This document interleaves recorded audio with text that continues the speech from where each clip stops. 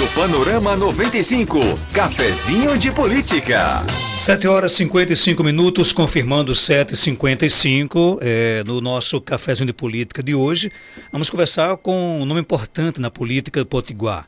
O ex-prefeito de Currais Novos, Odon Júnior, que vem ganhando destaque como um nome que poderá disputar a Câmara dos Deputados nas próximas eleições.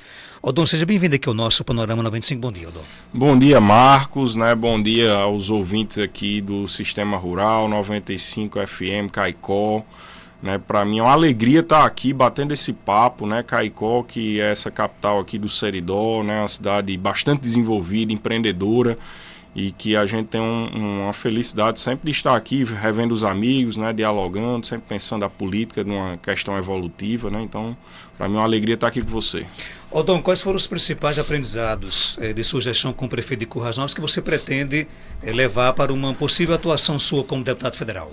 Olhe, quando você entra numa gestão pública, você amplia o seu leque de atuação. Eu fui vereador por 2 mandatos, e tive uma atuação, construindo uma linha participativa, renovando a política na Câmara Municipal, fazendo política diariamente, semanalmente. O que é que acontece? Quando a gente chega na gestão pública, você amplia o seu leque de atuação, Você se preocupa desde a criança que nasce até o idoso, as pessoas que morrem, o desenvolvimento da cidade, a amplitude que tudo isso tem. E o que eu aprendi na gestão pública nesses 8 anos foi que uma gestão ela não pode se restringir a administrar apenas aqueles setores que são realmente a base da sociedade, que é saúde, educação, pagar a folha de pagamento do servidor. Você tem que ter uma visão empreendedora da gestão pública para você, digamos assim, tirar a cidade daquela zona de conforto ou daquela certa estabilidade. Currais Novos foi uma cidade que por muitos anos, depois que teve aquele boom da Xelita, ela ficou uma cidade meio que estagnada, digamos assim, do ponto de vista do desenvolvimento. Então eu considero que a gente tirou Currais Novos da estagnação, porque a gente fez uma gestão pública empreendedora, que foi fomentando a economia do município, a partir, por exemplo, do reconhecimento do Geoparque, internacional pela Unesco, induzindo ali aquele turismo de base comunitária, a visibilidade que esse turismo dá para o interior aqui do Rio Grande do Norte, a organização dessa base, do Geoparque Seridó. Fomentamos fortemente os eventos do município, qualificando os eventos, inclusive criando identidade para esses eventos. Eu dou o exemplo do Cactus Motofest, que agora, e até na gestão de Lucas continua, se transformou num grande festival de rock no interior do Rio Grande do Norte. Enquanto a gente teve na gestão, a gente trouxe Barão Vermelho, trouxe RPM, trouxe Paulo Miklos, esse ano já teve Detonautas, então você vai criando uma identidade, uma linha que vai atraindo as pessoas. O resgate e o fortalecimento da festa de Santana.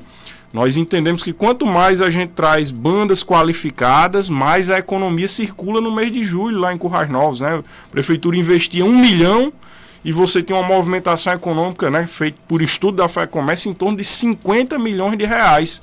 Então você investe 1 milhão mais o retorno em impostos, em arrecadação, em movimentação econômica para diversos setores do município, surgem a partir do fomento do município. Se você botar, por exemplo, uma pequena banda que não tem o impacto de atrair um público de fora, com certeza o movimento econômico vai ser bem menor. Então você tem que ter essa visão empreendedora da gestão. Eu fui um gestor que acompanhei, por exemplo, com detalhes o projeto de sair do papel a mina de ouro no município de Currais Novos, porque eu entendi que aquilo era impactante não só para Currais, mas para toda a região. Só para você ter ideia, hoje está sendo gerado 2.000 empregos diretos, afora os indiretos que são criados. Então acompanhei desde a concepção até ela está, digamos assim, próxima a entrar em execução, essa mineração de ouro. Então tem uma fábrica de cimento no município que passou por um processo de expansão, está passando, eu acompanhei esse processo, porque eu entendo que quanto mais empregos de carteira assinada ou que tem uma renda média maior, isso incentiva o desenvolvimento da cidade. As pessoas deixam de bater a porta da prefeitura atrás de emprego, porque é gerado oportunidades no município.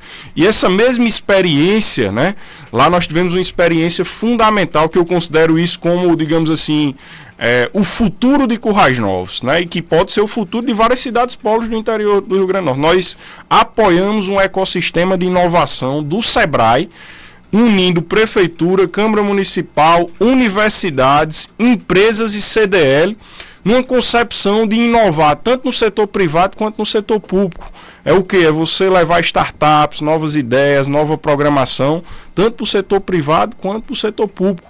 O Currais Novos hoje é o ecossistema de inovação, digamos assim, mais promissor do interior do Rio Grande do Norte. E a gente entende o quê? Que a gente vai ter que pegar esse dinheiro da mina de ouro, que é um ciclo, é 20 anos, e a arrecadação desses impostos tem que ser revertida em outros setores econômicos para que quando esse ciclo acabar, a cidade não fique dependente unicamente daquela mineração de ouro.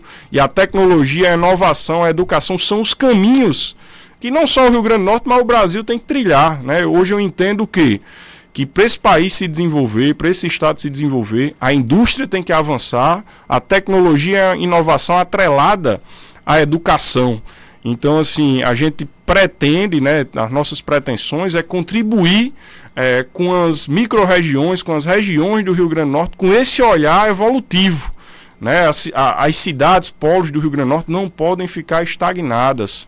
A gente tem que ver o potencial e avançar, né? Tentar incentivar os empreendedores, claro, né? Sempre numa visão que os trabalhadores têm que ter a sua dignidade, têm que ter sua justiça, salários dignos. Mas eu entendo o seguinte, Marcos, se você tem um emprego aqui, você tem um empreendimento que só gera um emprego de salário mínimo, e se você consegue fomentar a sua economia, por exemplo, essa área de inovação, de startups, de analistas de sistemas, você já tem uma renda média maior. O povo trabalha de casa para grandes empresas de Recife, de Fortaleza, de outros polos tecnológicos do país, tendo uma renda média de salário acima. Então é essa visão, como elevar a renda média do trabalhador, porque isso traz dignidade, traz justiça social, né? Então essa é uma visão que eu aprofundei na gestão pública municipal. Agora, Odon, quais seriam as principais demandas do Seridó e até do Estado que você acredita que precisam ser prioridade no Congresso Nacional? Olha, eu analiso, né, vendo essa questão do Congresso Nacional hoje, tudo que você tem que ter uma visão evolutiva da legislação, né? Eu dou um exemplo claro aqui para você. O Bolsa Família.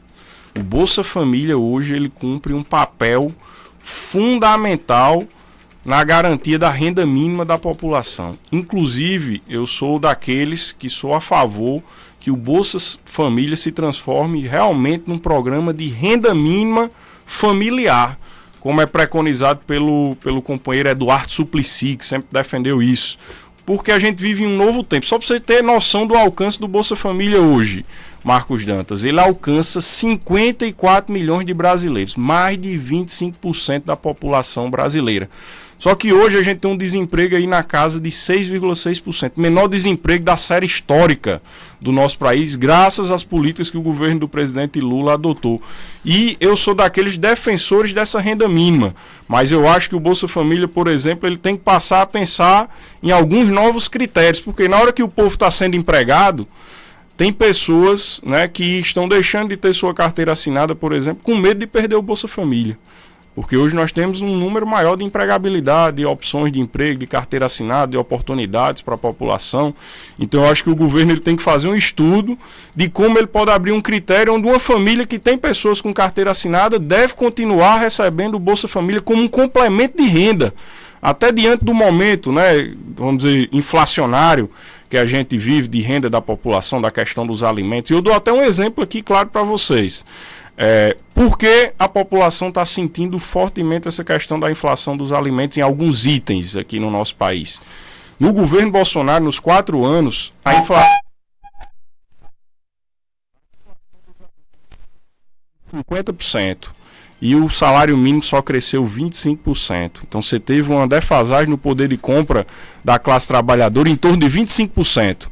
Isso é sentido ainda hoje pela população, porque nos 2 anos do governo do presidente Lula, a inflação dos alimentos foi 9% e o salário mínimo cresceu 14%. Então você tirou 5% dessa defasagem de 25%. Ainda está alto, né? Ainda está abaixo o poder de compra da classe trabalhadora. Para ela voltar ela caía em torno de 20%. Então isso leva anos o salário mínimo subindo acima da inflação. Por isso que a gente defende uma renda complementar mínima que se estude a realidade, né, das famílias. Estou colocando isso aqui porque eu entendo que as coisas têm que evoluir, né, tem que avançar, tem que ver a realidade brasileira, se atualizar. A gente puxa aqui para o debate do Congresso Nacional. Tem uma coisa que tem sido discutida hoje e eu acho que ela é crucial para fazer justiça social nesse país. É a defesa da isenção dos 5 mil em relação ao imposto de renda. Isso ia criar um espaço, digamos assim, na renda familiar para que as pessoas pudessem investir numa melhoria de alimento, investir em educação, principalmente esse braço da população que recebe de 2 a 5 salários mínimos. O governo está propondo isso e o Congresso está segurando o andamento desse projeto. Isso tem que ser muito ventilado perante a sociedade. Você que recebe até 5 mil reais, você não queria ter a isenção do seu imposto de renda? Estou falando aqui para o setor da classe trabalhadora, significativo aqui desse país. E o governo, ele está querendo o quê? Taxar muito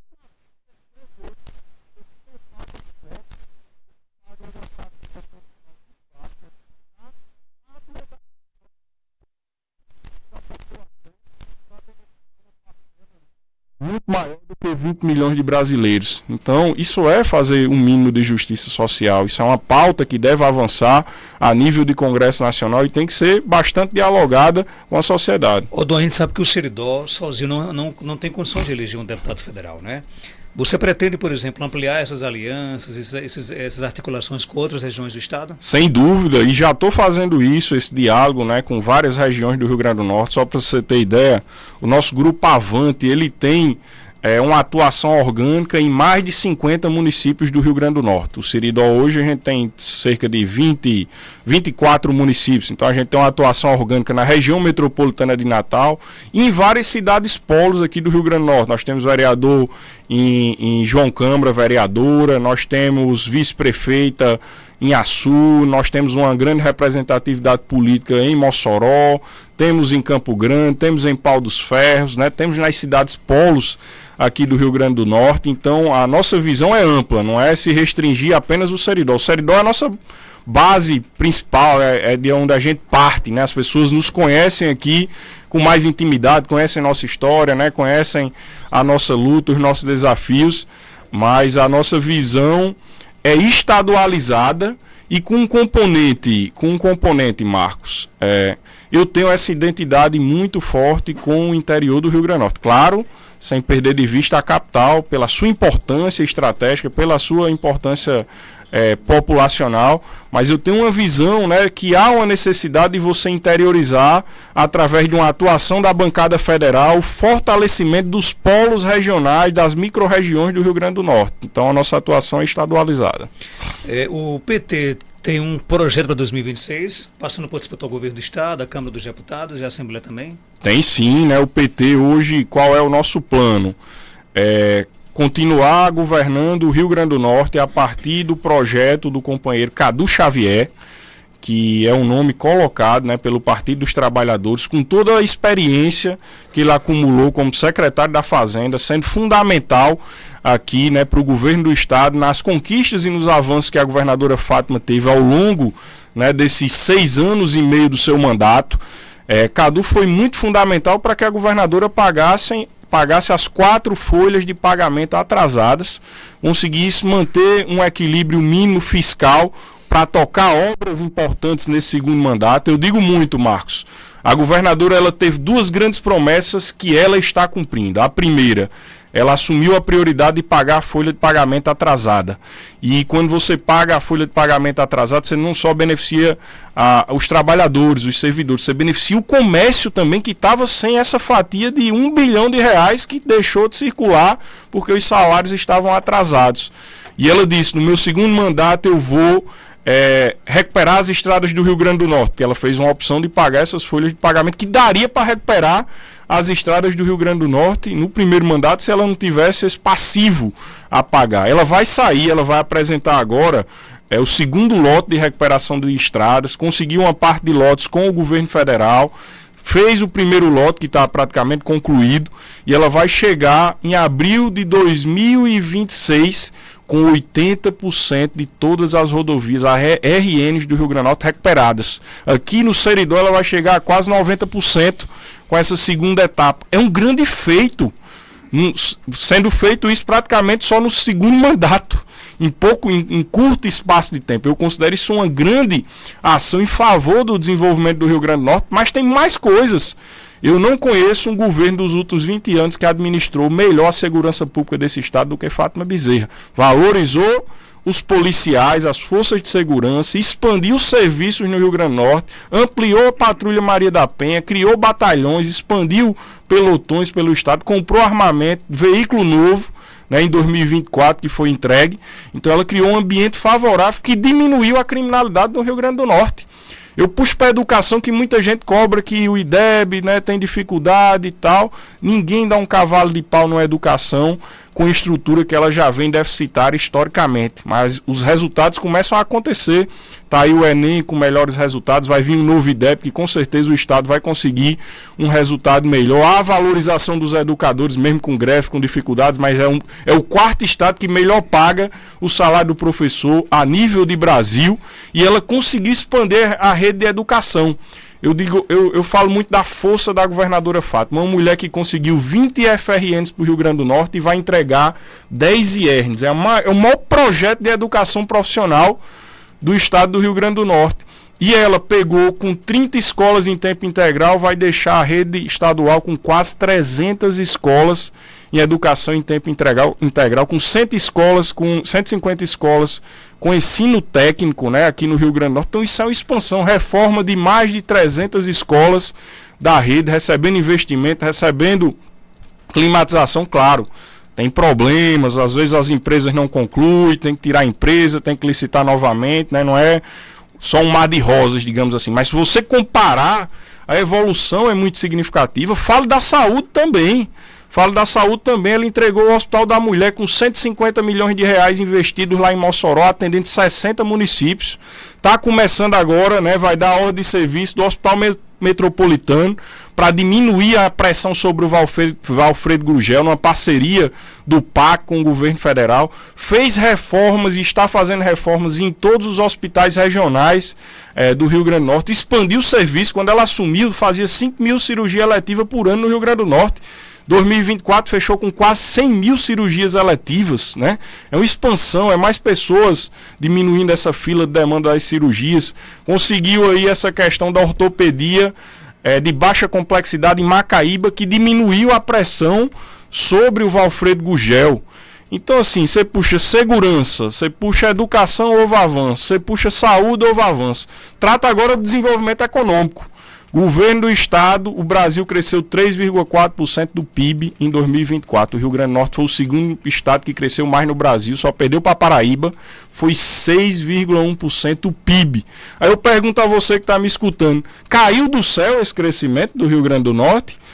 Será que não houve PROED para garantir benefício fiscal para as empresas? Será que não houve mais licenciamento do IDEMA? Será que não houve incentivo à energia eólica e solar, incentivo à industrialização aqui do Rio Grande do Norte? Não caiu do céu, tem trabalho, tem a Secretaria da Fazenda, né? Tem todo o trabalho do governo do estado, as políticas, muitas carteiras assinadas no Rio Grande do Norte em 2024. Então assim, se for comparar, se as pessoas optarem por votar por resultado e por trabalho, o PT tem o que mostrar bastante no Rio Grande do Norte. Então o nome dela está colocado para o Senado. Eu entendo que é um nome por todo o legado, né, de trabalho.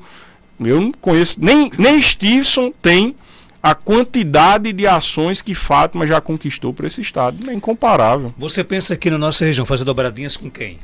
Olha, eu tenho uma dobrada, né, muito prioritária com o deputado estadual Francisco do PT. Nós temos uma parceria, como ele mesmo disse, ele deu entrevista, eu inclusive vi para você, que ele, se fosse hoje, meu nome estava colocado como pré-candidato a deputado estadual. E eu repito a frase de Francisco, se fosse hoje, meu nome está colocado, né, como pré-candidato a deputado federal. Eu entendo que há um vácuo na política do Seridó e do interior do Rio Grande do Norte para ser ocupado por novas lideranças que tenham ideias novas, mais pujantes, né, para o desenvolvimento do estado, mais dinâmicas.